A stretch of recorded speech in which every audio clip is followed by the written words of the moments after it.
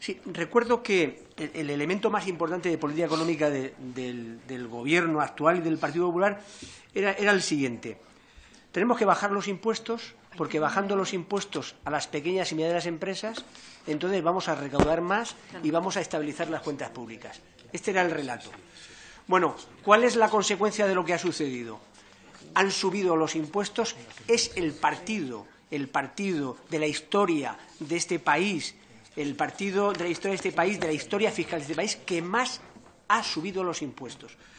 En cantidad, estamos hablando de en torno a 50 impuestos que han subido, en magnitud de la recaudación y, a su vez, también en el menor tiempo posible, en torno a 50 impuestos. Y no han conseguido estabilizar las cuentas públicas, porque en 2 años y medio van a incrementar la deuda pública en 300.000 millones de euros. Ellos dijeron que bajando los impuestos recaudaban más, reducían el déficit y estabilizaban la deuda pública.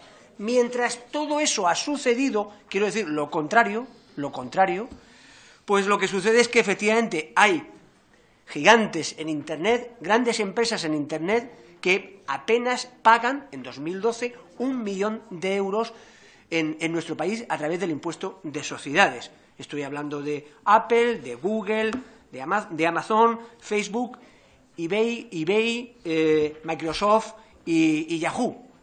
No llega a 1 millón de euros el año 2012.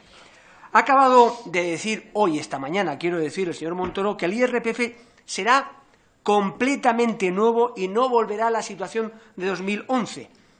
Bueno, manos a las carteras de las rentas medias y de la clase media de nuestro país, porque ya sabemos lo que es la reforma tributaria e impositiva del PP, del Gobierno del señor Montoro.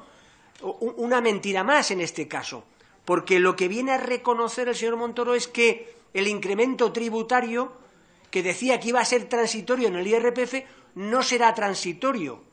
No se va a revertir a la situación del año 2011. Lo acaba de reconocer esta mañana el señor Montoro. Una mentira más en materia de impuestos. Ellos fueron los que nos dijeron, oye, bajando los impuestos recaudamos más. Ah, no, bajando los impuestos parece que se recauda menos.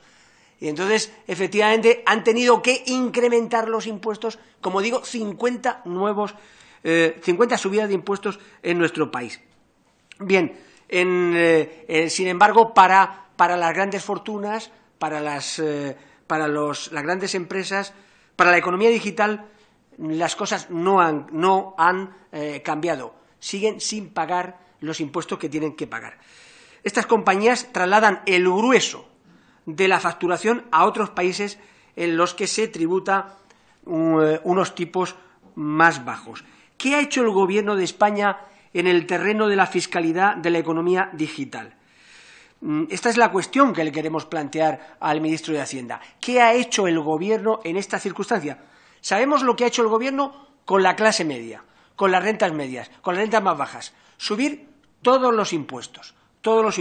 Pero ¿qué ha hecho con los grandes? No estoy hablando de la amnistía fiscal, estoy hablando de la economía digital. Yo les puedo decir alguna cuestión aquí esta tarde. En el terreno de la fiscalidad de las grandes empresas digitales, primero, no hay una filosofía nueva para resolver esta injusticia. No hay más medios, no hay más medidas. No se nos puede vender un cambio meramente administrativo y de cambio de rótulos de los despachos de algunos inspectores de Hacienda con la creación de la Oficina Nacional de Fiscalidad Internacional que pedimos nosotros.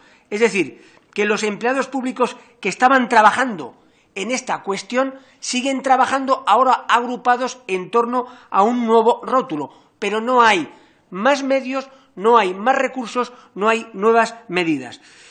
En segundo lugar, el 80% de los empleados públicos que se dedican a perseguir el fraude se dedican a perseguir el fraude de los pequeños empresarios y ciudadanos, cuando más del 70% del fraude está en las grandes empresas y está en los grandes patrimonios. En tercer lugar, no hay propuestas por parte de España ante la Unión Europea y ante la OCDE en relación a la fiscalidad y el fraude relacionado con la economía digital.